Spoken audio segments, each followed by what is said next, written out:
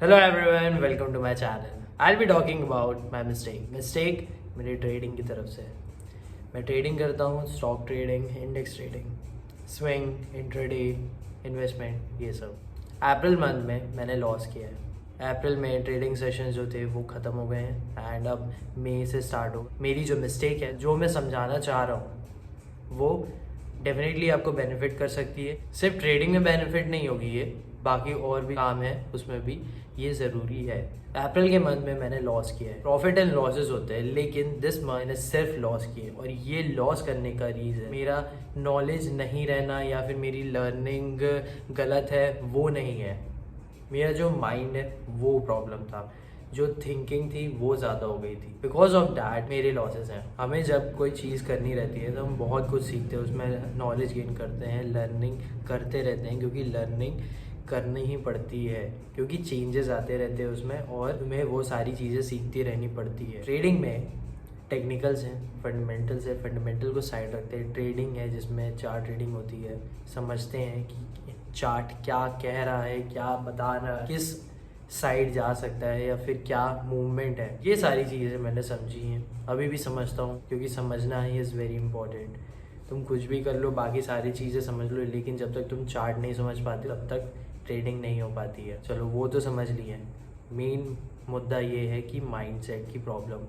Mindset की problem मतलब कि डिस्ट्रैक्शंस। मेरे में माइंडसेट का ये मतलब नहीं है कि मुझे वो करना नहीं है या फिर मैं बहुत लाइटली ले रहा हूँ। मेरे में ये प्रॉब्लम हो गई है कि मैं डिस्ट्रैक्ट बहुत ज़्यादा हो गया, मैंने बहुत ज़्यादा सोच लिया। बिकॉज ऑफ दैट मेरे लॉसेस हुए। मंथ ऑफ मार्च मेरा प्रॉफिटेबल मंथ था, बट अप्रैल में डिस्ट्रैक्शंस, ओवर थिंकिंग की वजह से मैंने सिर्फ लॉसेस किए हैं। और ये मुझे कोई प्रॉब्लम नहीं है इससे कि मैंने सिर्फ लॉसेस ही किए। मुझे ये चीज़ थी कि हाँ, मैं एक्सेप्ट करता हूँ कि मैंने लॉसेस किए हैं एंड मैं ये समझता हूँ कि प्रॉब्लम क्या थी। ठीक है, कभी कभी लॉसेस देना इट्स ओके, क्योंकि मैंने कुछ जगह एक्चुअल में सिर्फ लॉसेस दिए हैं और ये मैं सिर्फ सोच के दिए हैं। अब ये जो भी आप समझो ये क्या है कि तुमने जानबूझ के लॉस दिए, लेकिन मुझे वही चीज़ समझनी थी कि मैं कर क्या रहा हूँ। अगर मेरी एनालिसिस भी सही है ना, तो बिकॉज ऑफ डिस्ट्रैक्शन या फिर बहुत ज़्यादा सोचने की वजह से मैं ट्रेड से बाहर हो जाऊँगा। मैं पेशेंस नहीं रख पाऊँगा, क्योंकि माइंड में कुछ और ही चीज़ें चल रही हैं। और ये मंथ मुझे बहुत ज़्यादा वो रियलाइज़ कराया है। बुरा लगा था कि यार मैं कर क्या रहा हूँ। डाउट्स भी आए थे कि कुछ आता भी है जो मैंने सीखा है, जो मैंने समझने का ट्राई किया है, या इतना सब कुछ वेस्ट है। रियलाइज़ यही करना पड़ता है कि प्रॉब्लम क्या है। टेक्निकल प्रॉब्लम मैंने समझने का ट्राई किया, लेकिन वो टेक्निकल प्रॉब्लम नहीं है, क्योंकि मेरे जो टारगेट्स थे, जो ट्रेंड लाइंस थे, जो समझने का ट्राई किया था चार्ट के थ्रू, वो कुछ सही थे, कुछ गलत थे।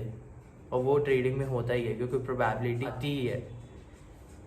मेन पॉइंट था कि डिस्ट्रैक्शन बहुत ज़्यादा हो रहे थे, क्योंकि माइंड में बहुत सारी चीज़ें चलती है ना लाइफ में, क्योंकि बहुत कुछ होता है एंड उसके वजह से डिस्ट्रैक्शन होता है। डिस्ट्रैक्शन होता है, फिर बहुत कुछ सोचना रहता है। अब ट्रेड तुम लेने जाओगे तो उस टाइम पे बहुत ज़्यादा चीज़ें सोचनी पड़ जाती है कि मैं लूँ कि नहीं लूँ, लूँ कि नहीं लूँ, तो वो कन्फ्यूजन हो जाता है। अब वो कन्फ्यूजन जो है वो तुम्हें अनकॉन्शियस ट्रेड लेने पे मजबूर कर देता है कि तुरंत लेते हो तुम्हें मालूम है कि कुछ भी हो सकता है, मैं कंफर्म नहीं हूँ उस चीज़ के लिए, लेकिन तुम ले लेते हो। ये सारी चीज़ें बहुत होती हैं। तो मंथ ऑफ अप्रैल मेरा बहुत ज़्यादा समझना था एंड डेफिनेटली मैं नेक्स्ट मंथ ट्राई करूँगा कि मैं ये सब चीज़ें ना करूँ एंड फोकस करूँ कि मैं ट्रेड करूँ, क्योंकि मेरा मेन फोकस ये है कि मैं ट्रेड करूँ। प्रॉफिट हो लॉस हो इम्पॉर्टेंट है, लेकिन उससे ज़्यादा इम्पॉर्टेंट ये है कि मैं अभी ट्रेड करूँ। जब ट्रेड करोगे तभी फोकस रहेगा, तभी तुम ट्राई करोगे कि डिस्ट्रैक्ट ना हो। ये बहुत ज़्यादा इम्पॉर्टेंट थी बात, क्योंकि मैंने लॉस किया है एंड ठीक है, लॉस किया है, कोई और ये देखेगा, समझेगा। अगर तुम मार्केट में हो और ट्रेडिंग के टाइम पे डिस्ट्रैक्शन हो रहा है या फिर कंफ्यूजन है, बहुत ज़्यादा सोच रहे हो, या फिर कुछ लाइफ में है या फिर कुछ काम में है, उसकी वजह से सोच रहे हो, तो ट्रेडिंग में इफ़ेक्ट पड़ेगा। और वो होता ही है, हर काम में होता है। अगर कोई प्रॉब्लम है, कुछ भी तुम इशू फेस कर रहे हो या कुछ भी है, तो तुम्हारा ट्रेडिंग के टाइम पे इफ़ेक्ट पड़ेगी, साइकोलॉजी पे इफ़ेक्ट पड़ेगा। अब उसके बाद तुम्हारा लॉस होगा, वो इफ़ेक्ट पड़ेगा क्योंकि अब साइकोलॉजी ख़राब है। नाउ मनी लॉस भी हो गया। या फिर तुम ट्रेड लोगे और बहुत जल्दी निकाल लोगे, उसके बाद देखोगे कि हाँ मेरा एनालिसिस नहीं था, वो और आगे चला गया, साइकोलॉजी में इफ़ेक्ट पड़ेगा कि मैं सही था लेकिन पेशेंस ना रखने के कारण मेरा लॉस हो गया। ये सारी चीज़ें हर काम में, ये सारी जो इश्यूज आ जाते हैं कि फोकस नहीं रहना, कंफ्यूजन हो जाना, डिस्ट्रैक्शंस बहुत ज़्यादा होना, प्रॉब्लम्स की वजह से हर काम में ये इशू आ जाता है। ये एक्सेप्ट करो और इसको सॉल्व करने का ट्राई करो। मैं फोकस करना है अपने काम पे, जैसे कि मैं फोकस करूँगा ट्रेडिंग पे या फिर और कोई काम है उस पर।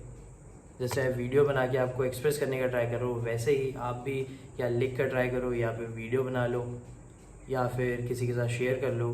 फोकस करो अपने काम पे, ट्राई करो जो प्रॉब्लम है उसको समझने का एंड उसे तुम कैसे सॉल्व कर सकते हो। क्योंकि अगर तुम्हें वो काम करना है तो तुम्हें ये सारे डिस्ट्रैक्शंस, ये सारे प्रॉब्लम को एक साइड में रखना पड़ेगा।